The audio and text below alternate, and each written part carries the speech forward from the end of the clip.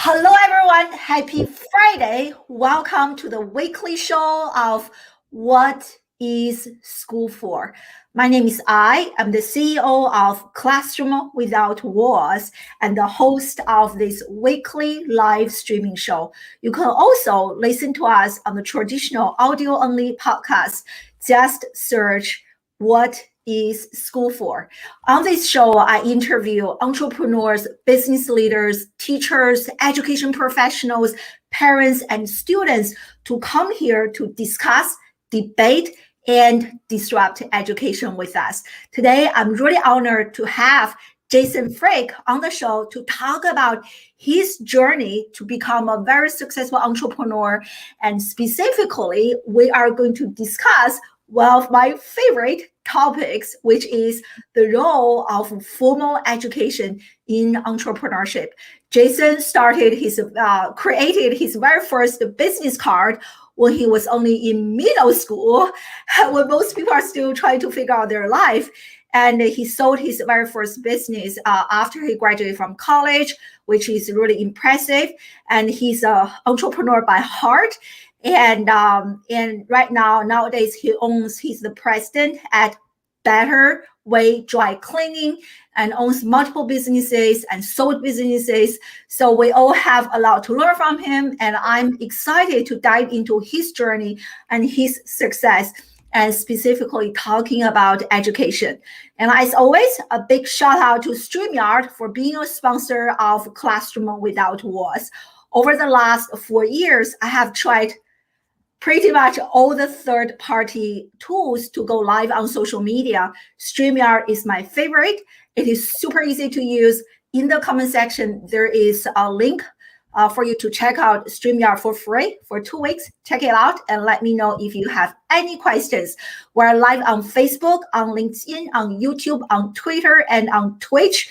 If you are live with us right now, let me know in the comment section where you guys are joining us live from. I see my friend Alice. Thank you for joining us live.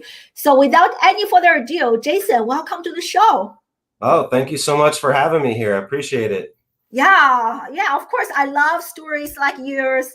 I love interacting and chatting with and learning from entrepreneurs like you. So let's kick off today's discussion. You and I were actually connected through our dear mutual friend, Julia McCoy. We wrote this book.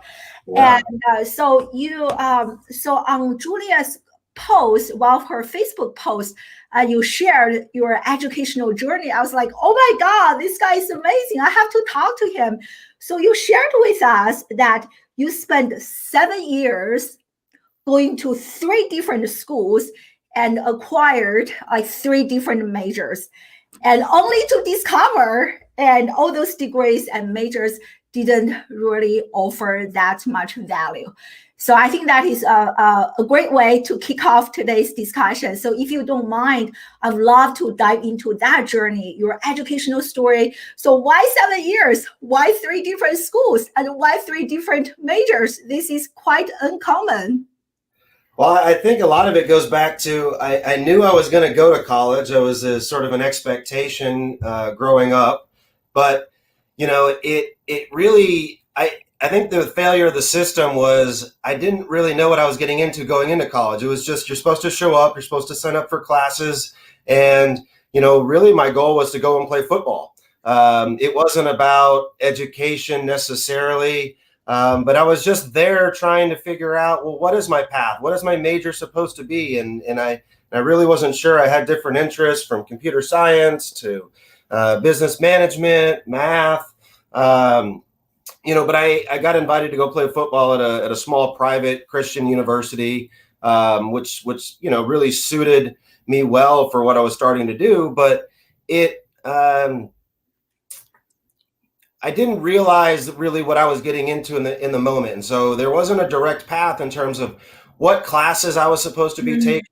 And so I started as a computer science major, and then quickly realized after 2 semesters that computer science wasn't exactly what I wanted to get into. And then I decided, well, I'm really good at math, so maybe I want to get into business. And so I started getting into accounting and doing different accounting degrees. And I realized, well, this is a lot like computer science. I'm just sitting behind a desk and doing numbers and staring at spreadsheets and computer screens, and realized I didn't necessarily enjoy that either. And the counselors just were not a lot of help. And then, long story short, I ended up getting hurt playing football. And so I decided, well, this isn't necessarily the school for me.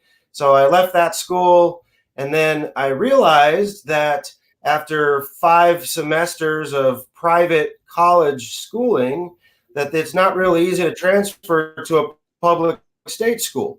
And to my frustration, I realized that over half of the credits, including a 27 credit hour minor in Spanish studies, was not going to transfer into a public state school. And so forced me to go back to community college, actually, and retake a big portion of my freshman and sophomore level classes. I clept out of every class that they would allow me to. I maxed out my CLEP credits. The final class that I was actually clepping out of was a how to use Microsoft Office class, basically, and literally passed that test with one. It tested your number of clicks that you use to do different functions inside of Microsoft Office, and I literally passed that on the last click. I was 1 click away from having to take a whole another 3 credit hour class, and then I got through that, and then decided I was going to take night school because I'd already started a company. And so I ended up then transferring over to Texas State University at their Round Rock campus. And the only major they offered at the time was business management, aside from education and nursing. So I decided to go down that business path. But the end of it, I ended up with over 170 credit hours, 3 different majors that I had declared for, a Spanish studies minor, all to get a I believe it was 140-hour business management major. And like you mentioned, I already had a company, and to this day, I've never pulled that degree out of the package that I got it from, other than I think to take one picture of it. It doesn't even hang on the wall, and it just felt like it was a lot of time and money, and here we are. Wow, like what an incredible journey and incredible story. And there's so much I want to unpack. And I love what Dan, thank you for joining us live on LinkedIn. And he caught this, which you mentioned also caught my attention. You didn't know what you were getting yourself into. Supposed to take classes. So I want to go a little bit deeper because, you went to school quite a few years ago. And even today, I still hear the same thing from, I work with students, from college students or even high school students. They don't know what they want to do. They don't know why they are taking those classes. They are taking those classes because they are supposed to, but beyond that, they didn't really know why. So in retrospect, why do you think people like you and so many other children, even nowadays, are struggling so much to try to figure out, what classes should I take? What am I getting myself into? So what do you think is the reason for that? Well, neither of my parents graduated from college. College wasn't a big part of my family. I come from a very blue collar family, but, we all knew, I grew up in the Dell computers explosion era, especially being here from Austin. We followed Michael Dell, and, there's a college dropout that created this massive company and that was super successful. But we were all still just pushed to go to college, really for no reason other than you're just supposed to go to college. That's how you become successful. That was the narrative, is if you go to college, you're going to be successful.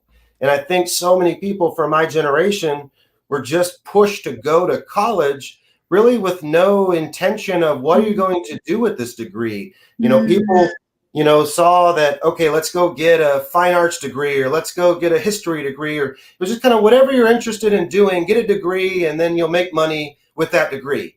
But we were never sat down with counseling to decide, well, what are you going to do with this degree? Like, what career path does this get you? What is the return on the investment of spending $100,000 or more to go to school? Thankfully, I had a academic, majority academic scholarship, but the school I was going to, and this is, over 15 years ago, was more than $25,000 per semester to attend that university. And with no idea of where you're going to take that degree, what it's going to do for you. A lot of the people I was going to school with were going there for theology, which is, an admirable thing to, path to lead in life. But you also have to understand the economics behind this. And I think that's where in high school we learned, we took different economics classes and different history classes, but we never learned how to do our taxes. We never learned how to, invest into the stock market. We never learned how to use real world economic skills. And so we just put ourselves into debt without really having a purpose or a direction of where we wanted to go. And it's so difficult for a 17 or 18-year-old to figure out, what do I want to do with life? You've just kind of been shuffled through this system for so long, especially if you have parents that didn't go to college, that can't really give you a lot of direction. Just a stigma, just go to college because you're supposed to, and then you're going to somehow get rich just because you went to college. It's just a fallacy for a lot of people. Yeah, it is so profound. I mean, you went to school, you mentioned 15 years ago, and I hate to say this, but I feel like not much has changed since you graduated from college. It is still this, still so many parents I talk to, they don't even question this, is college the right path for my own children? The people just blindly follow this, right? As you mentioned, go to school, high school, college, graduate, and make lots of money. And I love this point from Alice, who is a great educator herself. Higher education has to really do better to help guide our students to navigate through life. And the story you shared is just so common, like 15 years later among today's, I think they are even more lost than when you were a student with so much information available. So knowing what you know, I'm curious if you could have redesigned this entire educational journey, what would you do differently? I think a lot of this starts, into junior and senior levels of high school, and understanding, do you have a direct career path? I think if you're passionate about becoming a nurse or a doctor or a lawyer, or one of these very specific professions that obviously requires higher education, there are degrees, there is an educational fortitude that's necessary to be a lawyer, for example, or a surgeon, for example. There is a rigorous path that you must go through to be, qualified to operate in that career field.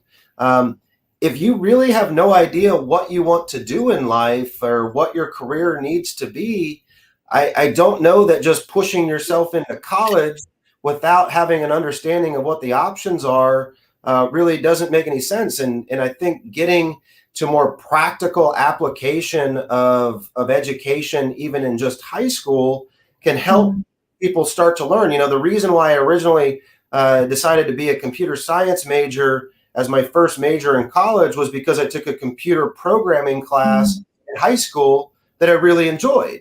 And so I think some more of those sort of real world application classes that give you an insight. I know there's some college dual credit type of classes available to high school students these days, but really understanding, what does it mean if I want to be an accountant, if I want to be if I want to work at a museum, if I want to be, these different career paths, what does that actually mean for me? And thinking through, is this a passion project? Is this a economically wise decision? There are different paths, and I think some of that then leads to, well, how do you define success? I think for so many of us, success was, well, just making a lot of money. Well, I think if you talk to any quote unquote successful person that's made good amounts of money, they'll redefine success as doing what you love, having the freedom of time. What does your work-life balance look like? I think that is the new age definition of success. It's not becoming a millionaire. It's, getting to do what you want to do with your life. To me, that's success, not being beholden to a time clock, not being beholden to a career path that you don't enjoy. And so I think just taking a deep dive discovery into that, and if you don't know the answer to that, it's okay. but maybe take some time to go get a job or to try different career fields.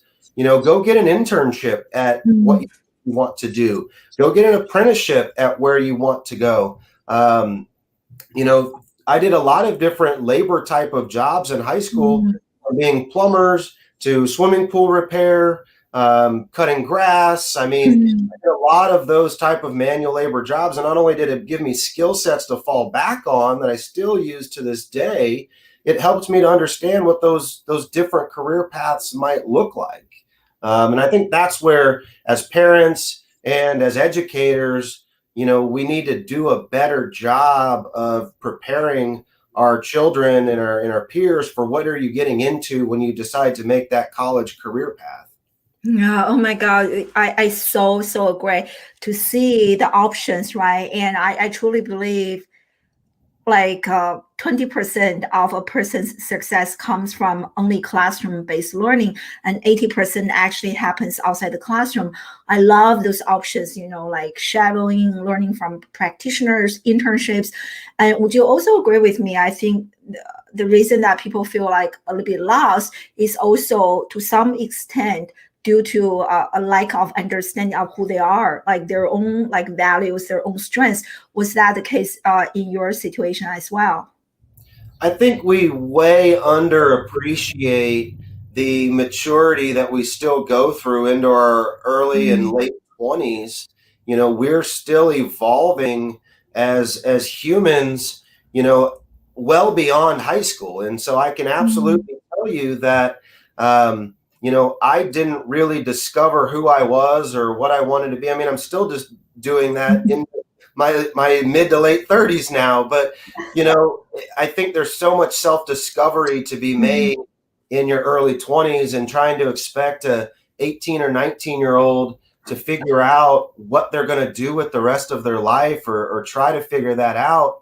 It just is an impossible task unless somebody just grows up with just a passion for wanting to do that. But even in that circumstance, I can't tell you the number of nurses, teachers, elementary education people that went through college, got into their degree field, and within the first year or two of actually being in that professional setting, learned that they hated it. They really didn't like the job. And it's like, well, now I've devoted 5 or 6 years of my life into doing this, and I don't want to do this anymore. It's like, that's just so disheartening when somebody is so passionate about something in their mind, and then by the time they actually get through the education and get into the real world application of it, they realize this isn't at all what I thought I was getting into, or I just really I'm not passionate about it anymore. And then what's next?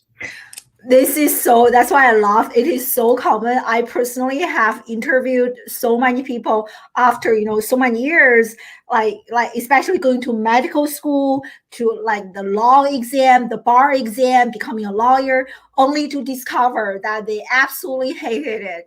And even like when I think about my own life, if it were not for my parents being Asian Americans, in my case, I definitely would not get a PhD. I would probably start doing business. I love entrepreneurship so much, starting on this journey a lot earlier. So it is so absolutely true. But like for those people like Pooja, thank you for joining us live. It's a young student, 18 years old, based in India. So what advice do you have for the younger generation trying to figure this out? What do I want to do? Clearly, it's very hard for them to discover that through a few classes here and there. So what are some, you already mentioned, right, internships, like something else you want to add to help young people like her to kind of figure out, what I want to do, what is something that I'm good at, that alignment, between a career path and who they are. I think it goes back to defining what is success going to mean to you. And is it your success or is it your parents' success? I think so many of us, and you mentioned the Asian culture especially, are just pushed by parents to go be successful, go be a doctor, go be a lawyer, go, get your PhD, whatever the case may be. And so don't be blinded by what your parents' vision for you is. This is your life. You need to figure out what the best case scenario is for you.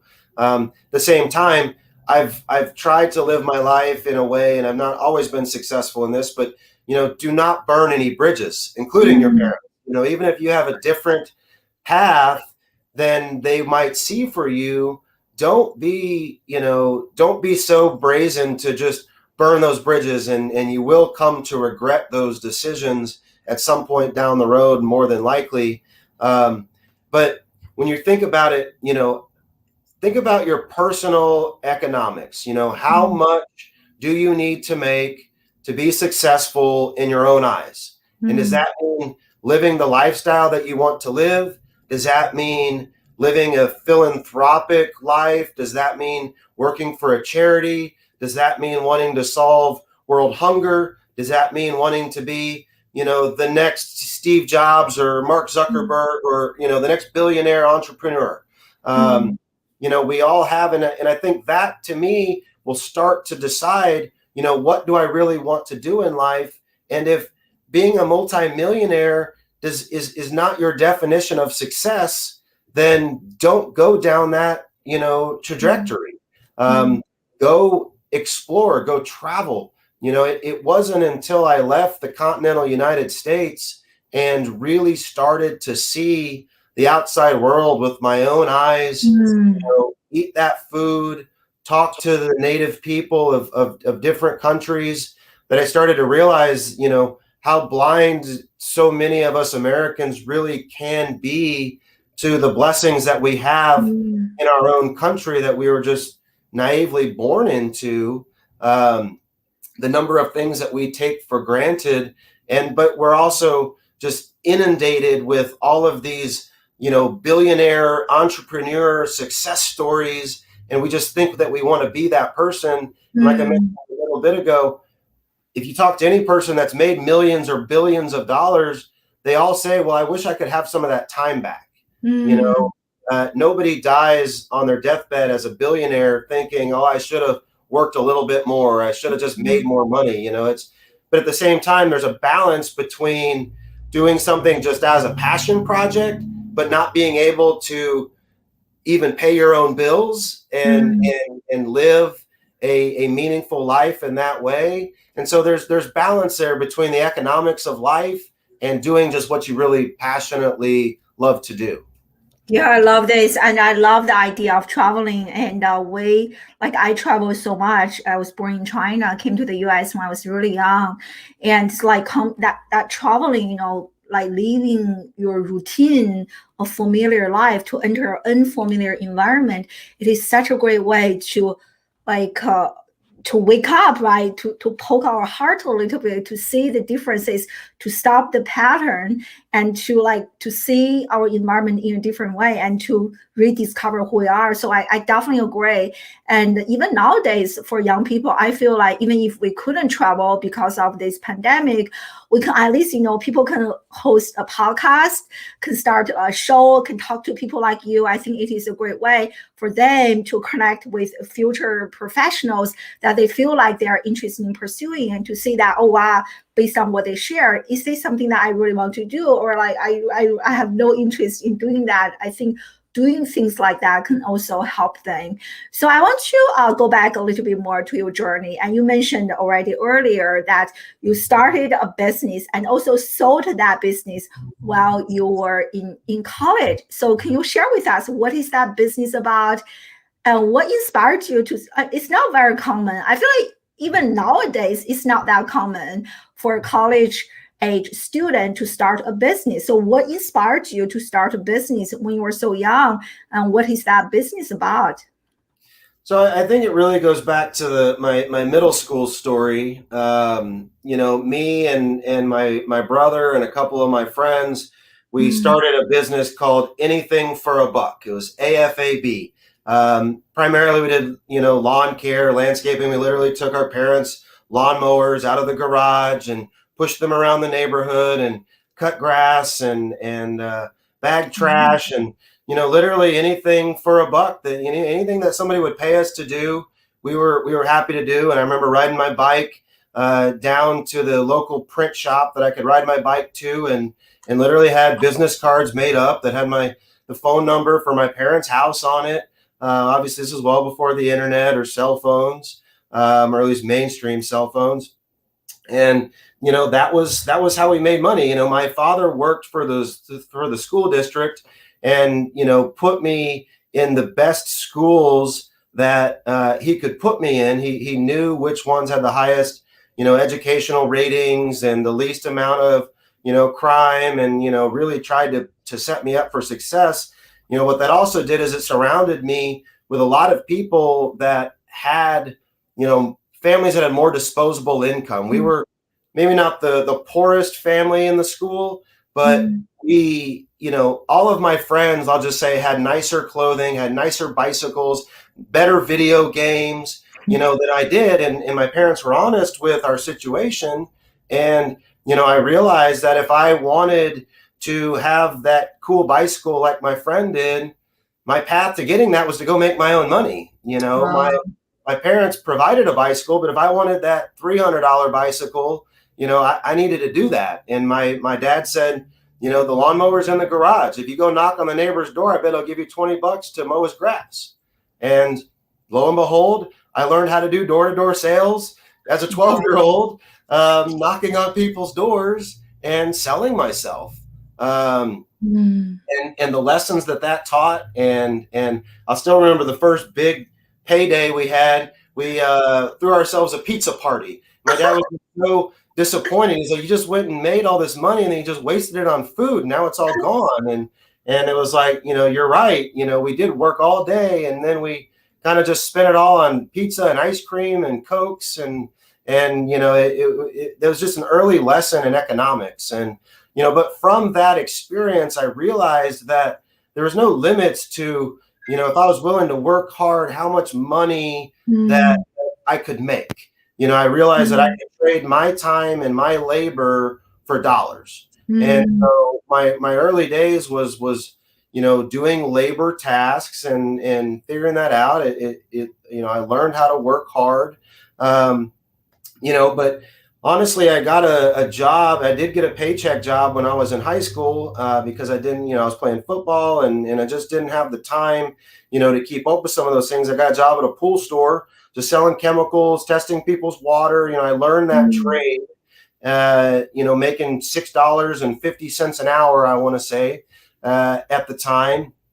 And, I worked there through high school and a little bit of college on the weekends and in the summers when I could. But after I left Texas Lutheran and I went back to Austin and was taking community college, the only jobs I could find were making $10 or $11 an hour. And I just said, it's just not gonna cut it. I realized I had this skill set from back when I was doing landscaping, when I was doing pool stuff. And, I teamed up with another guy and we started a pool company, and we were just doing pool cleaning, pool maintenance, a little bit of repairs here and there, but we only did that for one summer and we just didn't get along. And I left that company. And in 2006, actually on my grandfather's birthday, and I didn't even intend it that way, founded my first solo company, Aquatech Pool Service, and started that with literally nothing but a truck and a couple of tools and some business cards. And I went and begged the manager of the pool store I used to work at if he would hand them out, and just started with one phone call at a time. And fast forward to 2010, I was ready to graduate from college. I had met my now wife, and she was going to be moving back home. And I really didn't want to end that relationship. And she said, well, I'm moving home with you or without you. We were just dating at the time. So, I just decided my life was ready for a reset at that moment. And I met with a business broker, and he said, your business you could sell this business and make some money. And it just, I never even thought about that being a possibility. And I listed the business through a national broker, and within 60 days, I had an offer, and I ended up closing that deal. And at 20, I believe I was 24 years old at the time. sold that company. So I graduated in May of 2010, sold that company in June of 2010. And by October, I was living in a new city. And by December, I was engaged. And so it was just kind of a big reset. But, I think the years of just, I never really took a paycheck. All the investments went back into the business and just to for, my lifestyle and to buy tools and pay rent and food. And at that point, the little bit of college fund that I had was eaten up. And so I was literally paying for college by the semester, writing checks to school, and so that business was my livelihood and was also helping me. I took enough, whatever hours that I could pay for. I decided I didn't want to be in any more debt. Whatever hours I could afford, those were the number of college hours that I took. And I worked all day. I took night classes. And then my payday was after I graduated, I was able to sell the company. Wow, that is, I'm so captivated by your story. What an incredible story. So I want to go back a little bit. So when you were, I love the name, anything AFAB, right?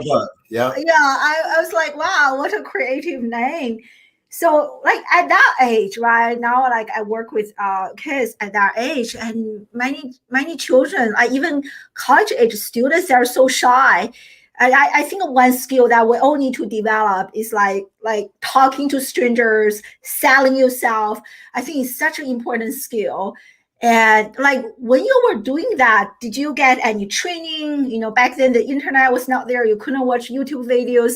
So where did you even learn that skill? Like, were you scared when you were knocking on the door? What was going on in your head? Like, did you have to kind of hype yourself up to go to do this? Because it's not common, right? It's not common. So like, what is it in you that makes this possible? I think that's quite admirable what you were doing at such a young age.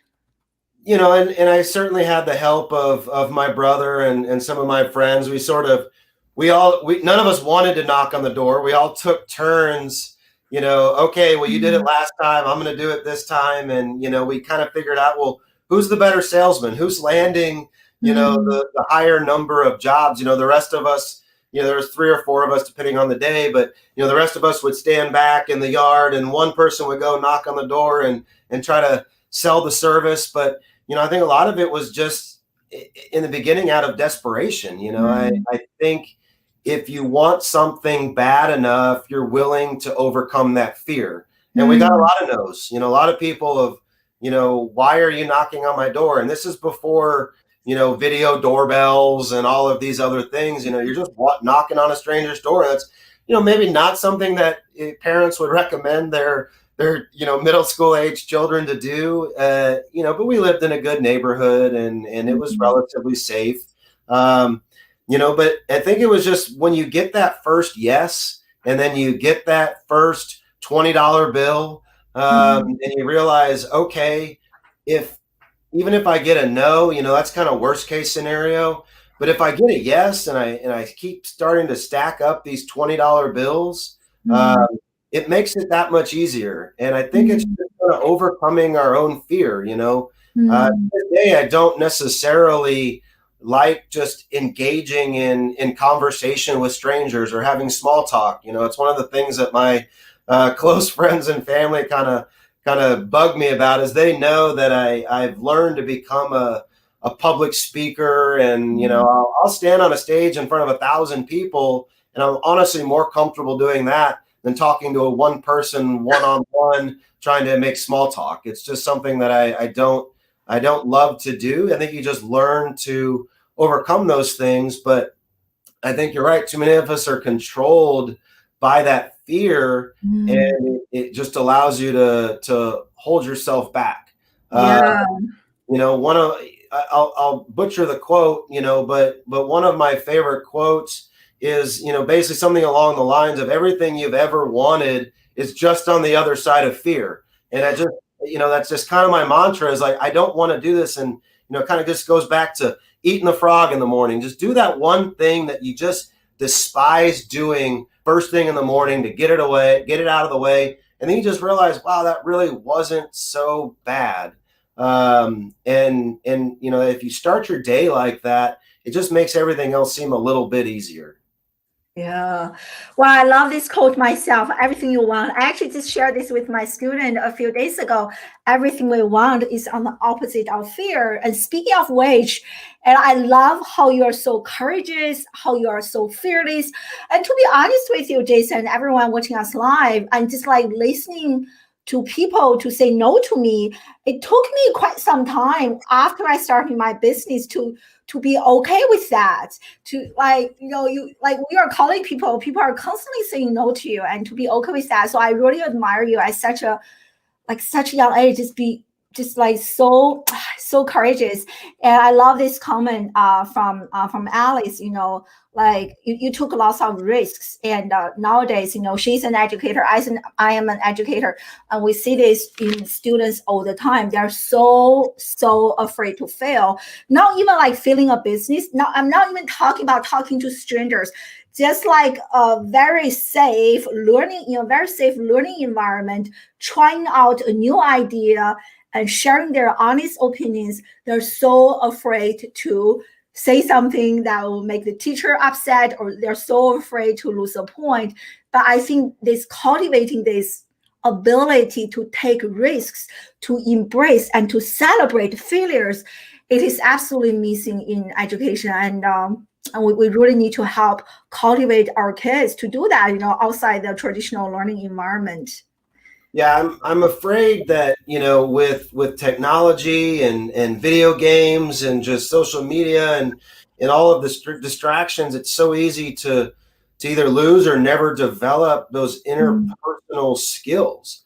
Some of the most successful people that I've ever met, frankly, were just really good at talking to people, getting out there and just learning to have honest conversations with people. We don't realize that that's actually a skill, and that's something that has to be practiced and developed. And I'm afraid if we don't continue to just really push interpersonal communication, being honest with people, putting yourselves out there, I think by human nature, we fear change. Often people's immediate answer is just no to almost anything. It's very easy to just say no. There's very little risk in saying no, because it typically just means that you're going to continue with how things were yesterday. That's right. When you say yes, you've put yourself into a position that's a catalyst of change. And humans don't like change. And therefore, we condition ourselves to just say no. Other people are conditioned to just say no. And that's why it's so hard sometimes to get a yes out of somebody else. And even teachers and other professionals don't like to be questioned. You're the professional, you're the master of this information. And to have, somebody maybe not beneath you, but somebody that does not meet your credentials ask you why or question it, can be people can get really frustrated with that. And but Simon Sinek just had a quote that he had on LinkedIn, I believe yesterday, that just said, don't be afraid to be the idiot in the room. Don't be afraid to ask why. Don't be, if you don't understand something, don't just agree and nod your head and say yes. Ask them to re-explain something. Ask them to go into detail. Say, I'm sorry, I just don't understand that. Can you please help me to understand that? And I think so often we're even just afraid to ask for help, or just to say, I don't understand. Can you please say that in a different way? And that's, I just think, is so critical, to not be afraid to say that I don't know how to do that, or I don't understand that. Please help me. And that alone can get you so far in life. Oh, I love that. Don't be afraid to be the idiot in the room. And I think as leaders, organization leaders, parents, and teachers, we need to nurture and foster such an environment where questions, no stupid questions, and to really encourage our student to ask, even at home, ask those questions without feeling like, oh my God, I'm so stupid. Why I'm the only person who is asking this question. I love this quote from Edward. Thank you for not quote this comment. Thank you for joining us live. And he talked about, the sales skills that you have, which is remarkable. And I think when you think about life, a persuasive communication, selling yourself, it is such a fundamental skill on a day-to-day basis, right? And now I run my business, I'm constantly selling to strangers. This is the only thing one of the many things that I wish I practiced a lot more before I started my business, which was talking to people, selling to people who don't really know me yet, to cultivate that communication, that interpersonal skills. I think this is so important. And very few students are actually learning this. Only people who are in marketing, probably they're learning, taking a few selling classes, but most students in other disciplines, they don't take such classes. But do you think this is a very fundamental skill contributing to your success today, Jason? 100%. I mean, if you think about it, what is the first thing you have to do to get any job? You go through an interview process. You could be the greatest engineer in the world. You could be the greatest computer programmer in the world. If you can't sell yourself to a company, if you don't have the work history, you have to be able to go through an interview. If you can't get through an interview and convince a company that, not only am I a great engineer, a great programmer, a great, whatever it might be. Obviously, if you're a great salesperson, you better be able to talk and sell yourself. But all of these other disciplines that are, in math and sciences, and if you can't have a conversation with the people that are hiring you, you can't work as a team, you can't communicate with your peers or with your colleagues, you can't fit into the culture of the company. If you own the company, if you don't know what it means to create a company culture, if you are an employer and you don't understand how to communicate with your employees and build community culture, I think to me, that's one of the biggest failures of entrepreneurs is they have great ideas and they can build a great product, but they don't understand the psychology of being a leader, of being a employer. To me, being a man, I've spent so many years being basically a retail manager, for lack of a better terms. You should have a degree in psychology if you're going to be an employer. You have to understand the mindset of all of the people that you work with, that work for you. Eyes are constantly on you. Our entire lives, business and otherwise, revolves around communication. You can't be a solopreneur and get very far in life.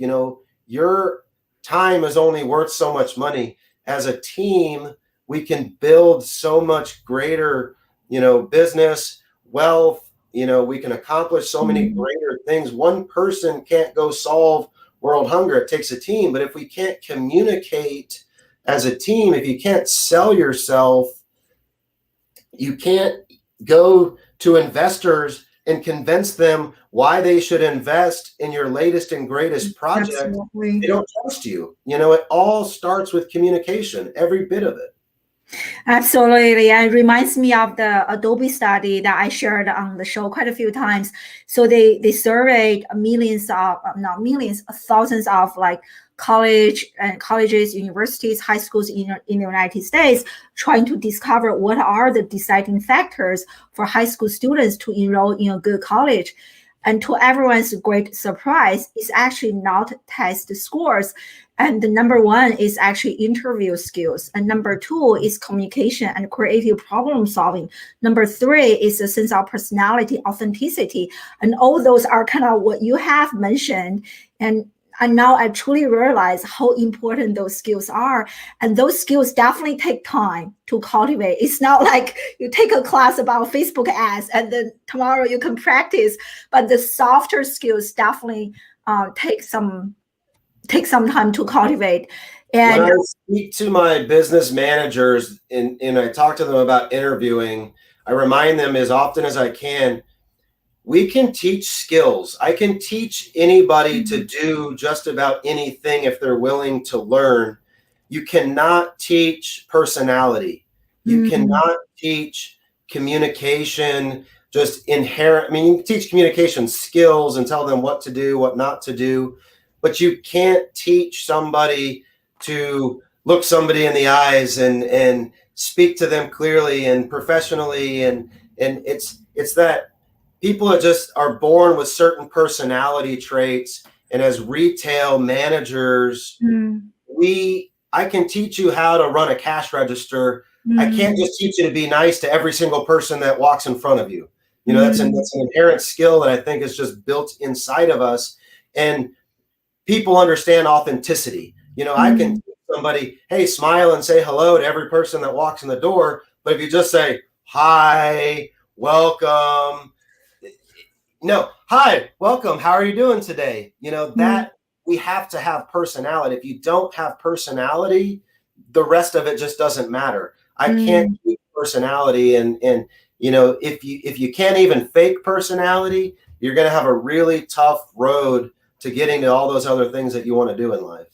I so agree. And, you know, that personality and those like skills it's very hard to be developed through a class or tool that you are taking. It must be cultivated in real life.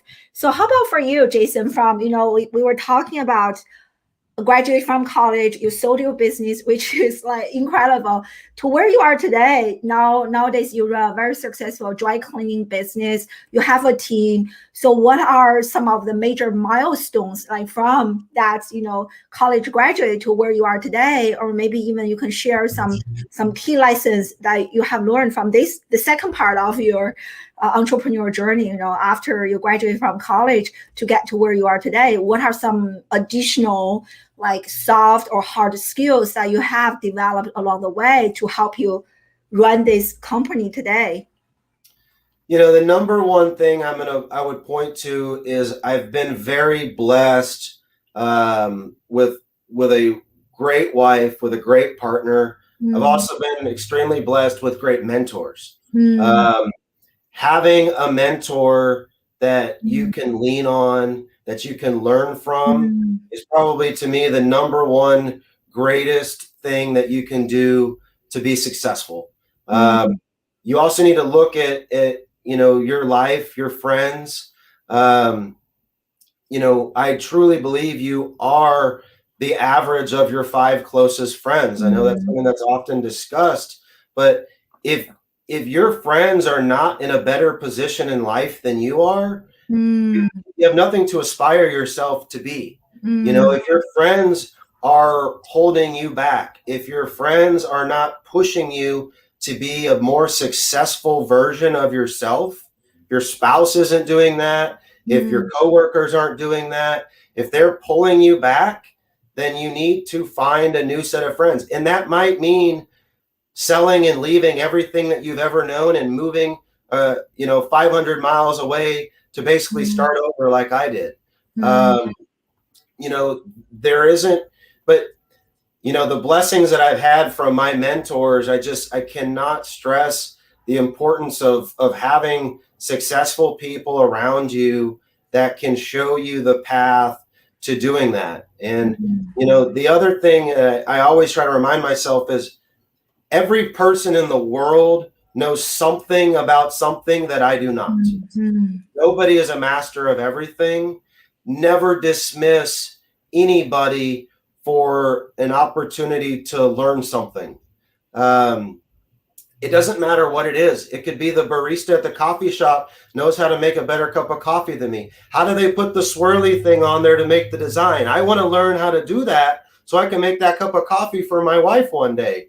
You know, the war veteran who is now homeless and is begging for money. That guy has stories that can teach you a survival skill. You know, everybody out there, do not dismiss the opportunity of a conversation.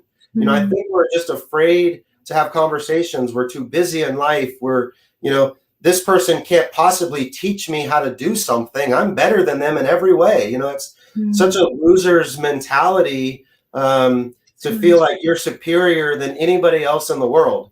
I've just always operated under the pretense that somebody can show me how to do something better than I know how to do it today.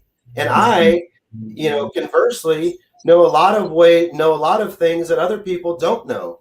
And we have to share that information. We have to be willing to, teach other people real life practical skills.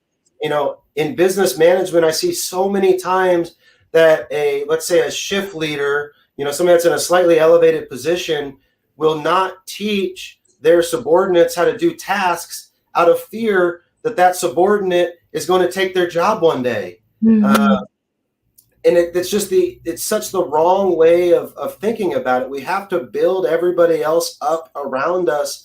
If everybody on your team, if you're a team leader and everybody on your team is as good as you are, how much easier is your job going to be? How much more could you then accomplish at that same time? So, harboring your own information and knowledge is so detrimental, and then not appreciating the knowledge that you can acquire from everybody else out there in the world. Those are the things that just have, in my opinion, have led to just continued success, is just a continual seeking of information, and that's where I didn't learn very much in college other than just, I got through this. To me, a college is a test to see if you can stick with something for 4 years or 6 years or 7 years or 12 years, or to me, it's a test to see, can you start something and get to a finish line? That's right. To me, that is, for the most part, what college serves for most people, and why an employer might say, do you have a degree? And it really doesn't matter what the degree is, but one thing that it does prove is that you set out to do something and you finished it. So many of us start out to do something and then never get to the finish line. So if you start doing something, finish it. If you don't have a mentor, find a mentor. If you can't find a mentor, look at your friends, look at your friend group, your peer group. You need to have successful people around you that you can learn from, and continually be trying to help others around you to be better people. At the same time, it's just, we have to get along. We have to share information. It's such a vital life skill, really, to humanity at this point, in my opinion. That's right. My God, so many great points. And I love how you kind of summarize college. I know you share with me, but we didn't have time to discuss how you kind of gamed the system, right? You didn't even own a book, but were able to manage to get the A's and B's and maintain good scores, and how that system is really, now as I think about it, it is so true, to test our ability to start something and finish something. And to be honest, so many professionals are pursuing a degree that have not pursuing a career that have nothing to do with their degree. So this is definitely not that direct career connection.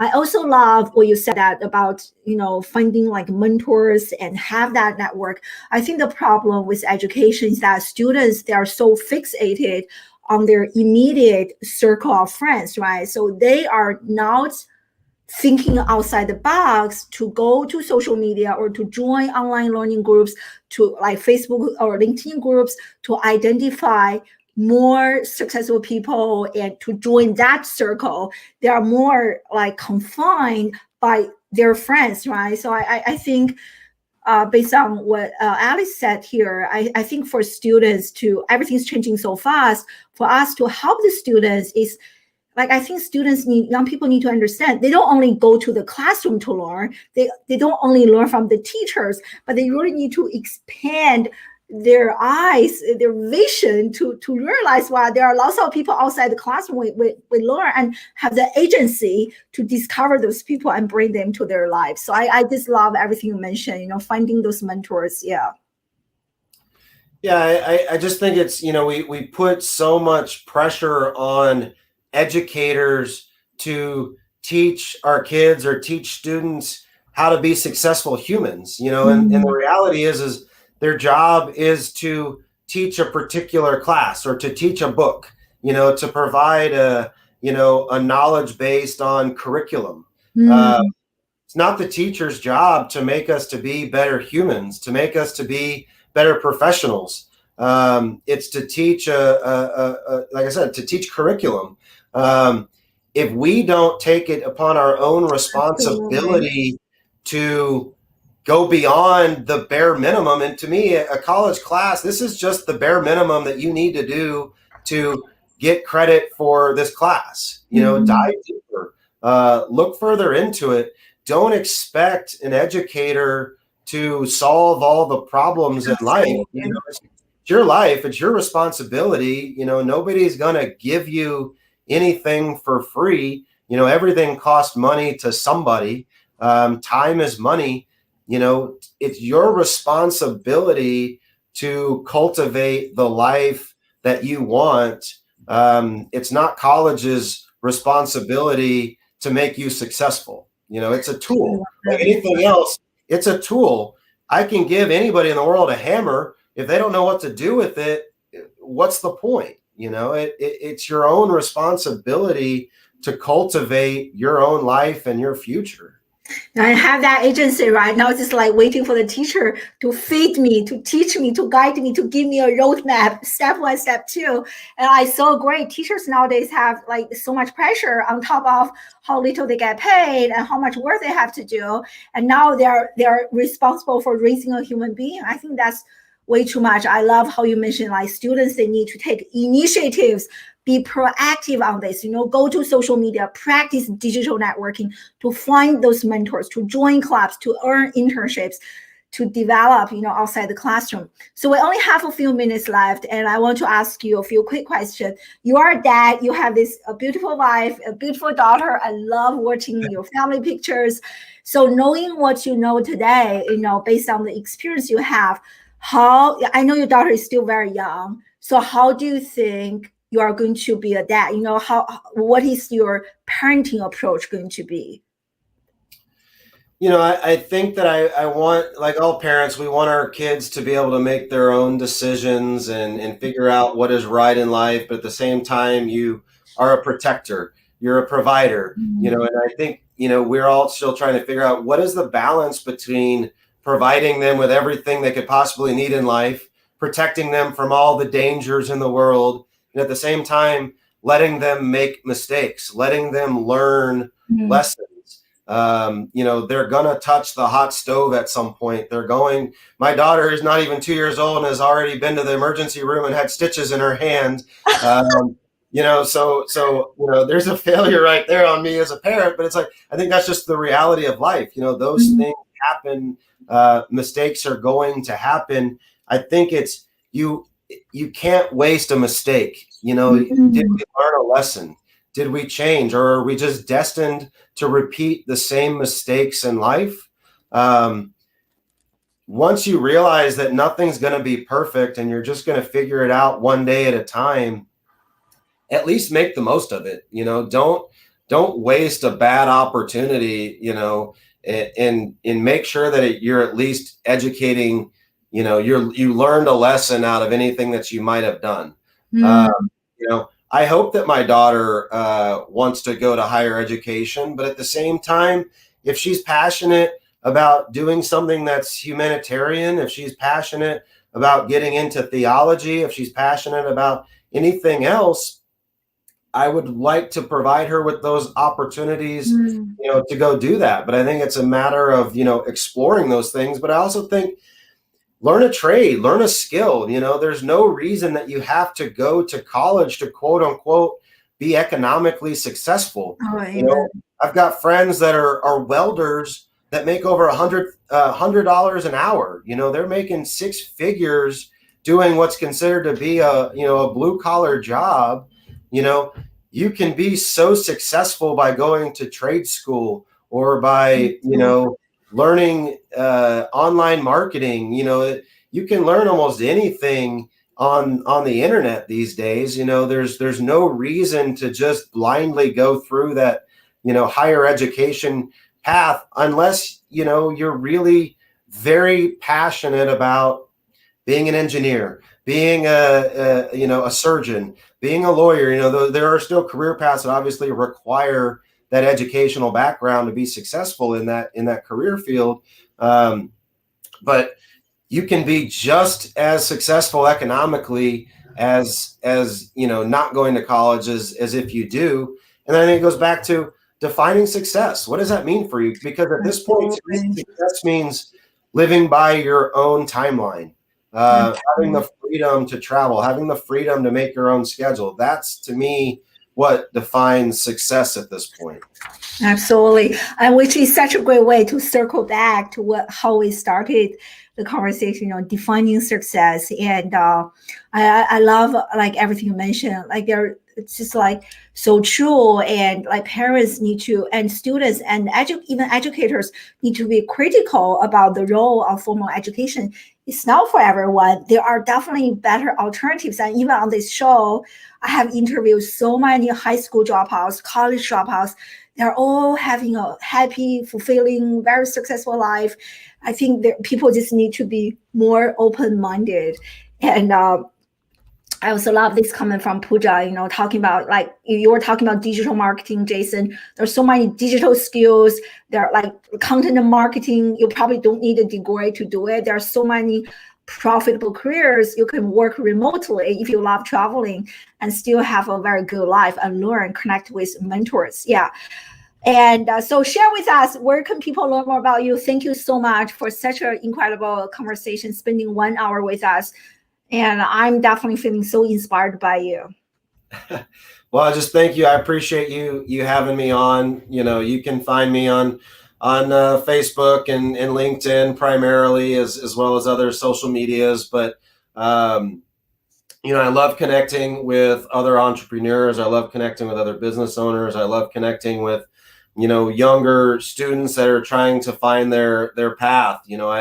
I just joined an organization here in Austin, the Young Men's Business League, who their passion project is to work with Austin Sunshine Camps to provide the opportunity for underprivileged youth to go to summer camps, to learn a lot of the skills that we talked about, to get away from video games, to get into the outdoors, learn survival skills, learn teamwork skills, and so, that's where I see, a lot of my path leading to is really, how do we help the next generation get off of social media, at least the unhealthy side of it. My social media really involves, other than cute pictures of my family, is business groups, trade groups. I think there's a very underappreciated side of Facebook that is just business networking. Facebook groups, to me, are just, the value there is almost unmatched, to be able to connect with people around the country, around the world. And so that's where I like to share ideas. That's where I like to network with people and forget about all of the junk that kind of fills our social media feeds. Use social media for good and be able to connect in that way. And like, let's take social media back and find a way to really use it for good, rather than just sharing so much just hate and nonsense and negativity and just time waste, basically. There's so many good opportunities there. I just think we're missing the big boat on how we can use that to our own success as professionals. Amen. I can't agree more with you. I mean, I talk so much about social media. And what you were saying, Jason, is that we need to use social media to serve us instead of allowing social media to use us, which is the case for many young people today. There is so much uneducated fear because, like, again, going back to the traditional educational system, I work with quite a few high schools right now. They know nothing. And many schools, they completely ban social media. And the students just they don't have role models. They don't have people like you to teach them how to actually learn more about the good aspect, using social media for good. They have no idea. So they default to using social media for bad. So, but anyway, which is another conversation. So thank you so much for such an incredible interview. Everyone definitely connect with Jason on different social media channels on LinkedIn. And thank you so much, everyone, for joining us live from all over the globe. I hope you enjoy this conversation. And I look forward to seeing you again next Friday or Saturday, same time, same location. Thank you so much. Have a great weekend. Thanks, Dr. I. Thank you.